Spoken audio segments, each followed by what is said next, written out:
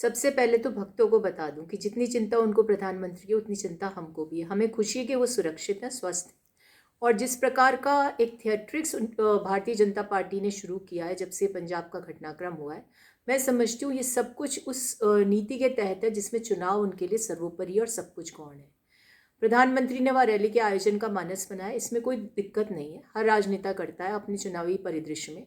लेकिन आप हेलीकॉप्टर से जाने के स्थान पर यदि रोड का चयन करते हो और अचानक ये प्रोग्राम बनता है, तो इसके लिए दोषी कौन है? आईबी या एसपीजी जिसने सुरक्षा में ब्रीच हुआ? और फिर उनके जो प्रभारी हैं पंजाब के भारतीय जनता पार्टी के, वो तो किसान संघर्ष मोर्चा के साथ नेगोशिएशन कर ही रहे थे जो उनका विरोध कर रहे हैं। यानी भारतीय जनता पार्टी का प्रधानमंत्री का किसानों के प्रति जो काले कानून लाए थे उनको लेकर के, उनको पता था कि पंजाब की जनता उनको पसंद नहीं कर रही। उन्होंने किसानों के साथ जो दुर्व्यवहार किया, जिस प्रकार से उनको 1 साल तक मजबूर रखा सड़कों पर बैठने के लिए, आज तक कोई परिणाम नहीं है। सिर्फ ये कहा कि हमें किसानों के लिए जो काले कानून लाए थे उनको वापस ले रहे हैं क्योंकि आसन पंजाब का चुनाव है। लेकिन कोई किसी तरह का बड़ा आश्वासन नहीं है। ऐसे में उन्हें पता था कि उनका विरोध हो सकता है। और विरोध किसका नहीं होता लोकतंत्र में? लोकतंत्र में हर व्यक्ति को विरोध का सामना करना पड़ता है सार्वजनिक जीवन में। पूर्व प्रधानमंत्री स्वर्गीय श्रीमती इंदिरा गांधी का विरोध हुआ। पूर्व प्रधानमंत्री राजीव गांधी जी को श्रीलंका में अटैक हुआ उन पर, लेकिन उन्हें कभी दोषारोपण की राजनीति नहीं की। और इसी प्रकार से जब प्रथम प्रधानमंत्री पंडित जवाहरलाल नेहरू जी जनता के बीच में बहुत जाया करते थे, सब जानते, उन्होंने कभी जनता से दूरी नहीं बनाई। तब एक महिला ने उनका गिरबान पकड़कर उनसे पूछ लिया कि प्रधानमंत्री जी, इस आज़ादी से मुझे क्या मिला? तब उन्होंने कहा कि इस आज़ादी ने तुम्हें लोकतंत्र दिया है और ये लोकतंत्र है जिसके कारण आज आप प्रश्न पूछने के लिए इस प्रकार से मेरे सामने हो। तो आप समझ लीजिए कि सहृदयता, जनता के प्रति सद्भावना, ये सबसे बड़ा गुण होता है, न कि दोषारोपण की राजनीति। और दोषारोपण का ये स्तर हो गया कि एक उनकी मंत्री तक कहने लगी एक निर्वाचित सरकार अपने ही प्रधानमंत्री के खिलाफ हमला करवाएगी। कितना बड़ा ढोंग है ये। और गोदी मीडिया के वो लोग जो पंजाब के दलित मुख्यमंत्री जो सुशासन देने के कृत संकल्पित हैं, जिन्होंने ये तक कह दिया कि यदि प्रधानमंत्री पर हमला होता तो मैं अपनी जान तक दे देता, यानी पहले मैं हमले का मुकाबला करता। उन मुख्यमंत्री के लिए कह रहे हैं कि उन्होंने या उनकी सरकार ने षड्यंत्र रचा और प्रधानमंत्री को मुश्किल में डाल दिया। तो ऐसी भावना वही व्यक्त करते हैं जो हर चीज़ को थिएट्रिक्स के माध्यम से, ड्रामे के माध्यम से उसका लाभ लेना चाहते हैं। और आप तो देख रहे हैं ना कि मोदी सरकार का या भाजपा का क्या काम रहा है 7 सालों में? सिर्फ ढोंग रचना, प्रपंच रचना, जनता को मुगालते में रखना और खुद मुगालते में रहना। अब कोई ये सोचे कि मैं लोकतंत्र का भगवान हूँ, मैं सर्वोच्च नेता हूँ, मेरा विरोध नहीं हो सकता, मेरे खिलाफ जनता खड़ी नहीं हो सकती, ऐसा नहीं होता है। लोकतंत्र में या किसी भी प्रकार की जो सरकारी व्यवस्था होती है उसमें नेताओं का विरोध होता है क्योंकि जनता को विरोध करने का अधिकार होता है। लेकिन सबसे बड़ी विडंबना ये है कि जिन एजेंसियों की जिम्मेदारी होनी चाहिए सुरक्षा को लेकर के, चाहे वो एसपीजी हो, अभी तो एसपीजी प्रोटेक्ट नहीं है। और एसपीजी के बारे में लोग जानते हैं कि जब एसपीजी की सुरक्षा धारक जो होता है उसकी सुरक्षा के लिए एसपीजी सब कुछ अपने कंधों पर लेती है, लोकल पुलिस पर डिपेंडेंट नहीं रहती। अब आज अचानक किसी और रास्ते से जाने का मानस बनाते हो तो एसपीजी को दरकार होनी चाहिए थी कि वो इस चीज़ को ध्यान रखे कि कहीं कोई किसी प्रकार का जनता का विरोध तो नहीं सामने। और विरोध कर भी कौन रहे थे? उन्हीं की पार्टी के झंडे धारक उनकी गाड़ी को घेरे हुए, ये तो सबने साक्षात्कार किया ही किया है।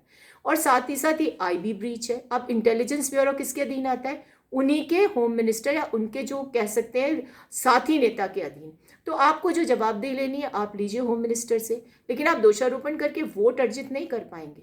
जनता का विरोध है, इसमें कोई दो राय नहीं। साल भर तक पंजाब की जनता, विशेषकर किसानों ने जिस प्रकार का दंश झेला है, तो आपके प्रति सद्भावना कैसे हो सकती है? और क्या सद्भावना होगी? कुछ दिनों पहले तो आपके कृषि मंत्री ने कह ही दिया ना कि अब हमारा जो कानूनों को लेकर के जो हमारा संदर्भ है उसमें हमारे मन का कोई परिवर्तन नहीं है, समय आने पर देखेंगे। यानी चुनाव की लड़ाई लड़ लेंगे, फिर आपको उसी अंधकार में धकेलने का काम करें। जनता समझती है, जनता सब कुछ जानती है और आपकी इस सच्चाई को भी जानती है। क्योंकि आसन चुनाव है इसलिए आप आज सारे प्रपंच रचते हो। आपने काले कानून भी ले लिए, आप सभाएं भी करने का प्रयास कर रहे हो। और सभा करते समय देखिए, प्रधानमंत्री कोई व्यक्ति नहीं होता, एक संस्था होती है जिसके प्रति पूरे देश की आस्था होती है। लेकिन प्रधानमंत्री के तौर पर देश की जनता को संबोधन करे या उनके बीच में जाए तब तो स्वीकार्य, लेकिन वो उस समय जाकर के चुनाव की सफलता को ही सबसे प्रमुख लक्ष्य माने और उस समय वो प्रधानमंत्री के तौर पर नहीं, एक पार्टी के नेता के तौर पर प्रस्तुत हो। और जिस प्रकार की संबोधन वो दे उससे जनता में कुछ न कुछ एक अलग सी भावना उत्पन्न होती है, इसका भी ख्याल रखना पड़ेगा। तो मैं तो सिर्फ इतना कहना चाहती हूँ उस गोदी मीडिया को विशेषकर, जो आज हमारे नेताओं की तुलना पाकिस्तान से कर रहा है, हमारे राज्यों की तुलना पाकिस्तान की बेहतरी के साथ कर रहा है, उसे हमसे बेहतर बता रहा है, ऐसे गोदी मीडिया का बहिष्कार करिए।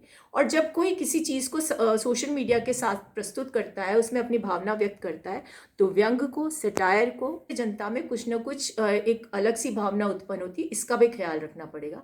तो मैं तो सिर्फ इतना कहना चाहती हूँ उस गोदी मीडिया को विशेषकर, जो आज हमारे नेताओं की तुलना पाकिस्तान से कर रहा है, हमारे राज्यों की तुलना पाकिस्तान की बेहतरी के साथ कर रहा है, उसे हमसे बेहतर बता रहा है, ऐसे गोदी मीडिया का बहिष्कार करिए।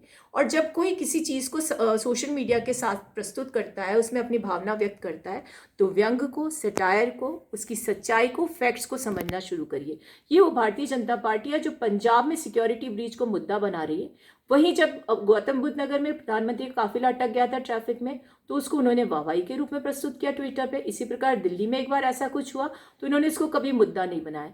राहुल गांधी जी पर गुजरात में पत्थरों से आक्रमण हुआ, लेकिन हमने तो कभी नहीं कहा कि भारतीय जनता पार्टी का षड्यंत्र है। हमने इसे किसी प्रकार का द्वेष का मुद्दा बनाकर या इसको मुद्दा बनाकर सद्भावना बटोरने, सहानुभूति बटोरने का प्रयास नहीं किया, इसे वोटों के तौर पर प्रस्तुत करने का प्रयास नहीं किया।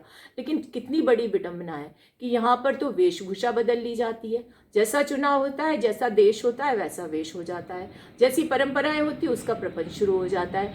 और जब इनको ये पता चलने लग गया कि जनता वास्तविक मुद्दों को लेकर जवाब नहीं चाहती, तो मुद्दों से भटकाने के लिए इस तरह का ढोंग रचा जाता है। वो पुलवामा की जो घटना थी वो भी आईबी ब्रीच था।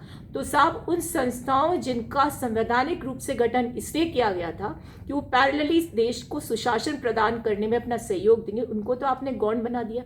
आप आईबी, ईडी इनका इस्तेमाल तो विपक्षियों के खिलाफ करते हो, तो इन संस्थाओं की जो इंटेग्रिटी है, प्रॉबिलिटी, उस पर तो खुद ही आपने प्रश्न चिन्ह लगा दिया। तो हमारा सिर्फ इतना कहना है, घटना दुर्भाग्यपूर्ण थी, जांच होनी चाहिए, इसमें कोई संदेह नहीं है। लेकिन किसी निर्वाचित सरकार और विशेषकर एक ऐसे मुख्यमंत्री जिन्होंने दलित समाज के प्रतिनिधि के रूप में आज देश में अपना नाम रोशन किया, सुशासन देने की व्यवस्था स्थापित की है, उनको कटघरे में मत खड़ा करिए। उनकी जो इंटेग्रिटी उससे प्रश्न चिन्ह मत लगाइए। आप जांच करवाइए, क्योंकि ये जांच आपकी खुद की आईबी के ब्रीच का कारक है, उस एसपीजी के ब्रीच का कारक है जो आपकी सुरक्षा के लिए जिम्मेदार है। और जिस सभा में आप जा रहे थे महोदय, उस सभा में 10,000 सुरक्षाकर्मी लगाए गए थे।